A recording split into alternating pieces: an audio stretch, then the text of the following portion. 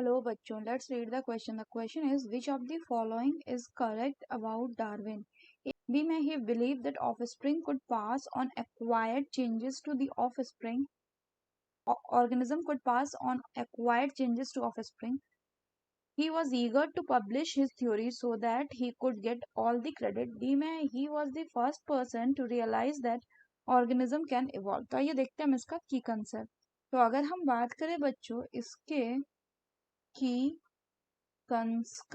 Concept हो जाएगा Darwin theory of evolution. Darwin theory of evolution. अगर मोर अप्रोप्रिएट बोले बच्चों तो डार्विन की थ्योरी ऑफ इवोल्यूशन को क्या कहा जाता है? It is also called as the theory of natural selection. Theory of natural selection. तो डार्विन ने नेचुरल सिलेक्शन के बारे में बताया था. तो डार्विन का क्या मानना था कि कोई भी जो पॉपुलेशन है बच्चों, इस पॉपुलेशन में प्रेजेंट है क्या? वेरिएशंस.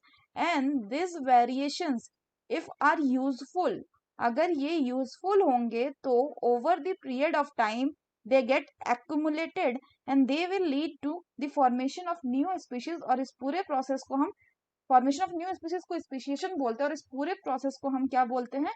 इवोल्यूशन. लेकिन डार्विन क्या नहीं बता पाए थे? Cause of variation. So Darwin could not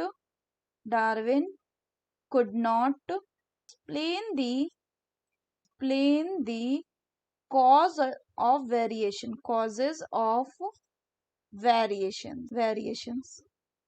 तो अगर हम बात करें कि ये जो वेरिएशंस है अगर यूजफुल होगी तो यूजफुल वेरिएशंस का क्या होगा बच्चों? इन यूजफुल वेरिएशंस का नेचुरल सिलेक्शन होगा, मतलब इनको नेचर सिलेक्ट कर लेंगे. और फर्दर जिनका नेचुरल सिलेक्शन होगा इसका मतलब आगे चल के वो इवॉल्व कर रही होंगी और इवॉल्व करके उस टाइम के जो इन्वायरमेंटल कंडीशन होंगी उसके साथ वो रहने लायक बन जाएंगी. तो अगर हम क्वेश्चन की बात करें बच्चों तो क्वेश्चन में बोल रहा है, क्या बोल रहा है कि which of the following is correct about Darwin. पहला बोल रहा है कि he gave the theory of natural selection, तो ये बिल्कुल सही है. दूसरा बोल रहा है ही believe that organism could pass on acquired changes on organism, तो ये बिल्कुल गलत है क्योंकि ये बताया था किसने? ये बताया था बच्चों लेमार्क ने. इन्होंने दिया था theory of acquired characters. C में है कि he was eager to publish his theory so that he could get all the credit, तो ये भी गलत है. फिर डी में बोला he was the first person to realise, तो रियलाइज करने वाले ये पहले पर्सन नहीं थे कि ऑर्गेनिज्म इवॉल्व करता. रियलाइज तो लेमार्क ने भी किया था, बस इन्होंने एक्सप्लेनेशन जो थी वो गलत दी थी. So the correct option will be option A, that is he gave the theory of natural selection. So that's all for the question बच्चों. Hope you understood it well. Best of luck.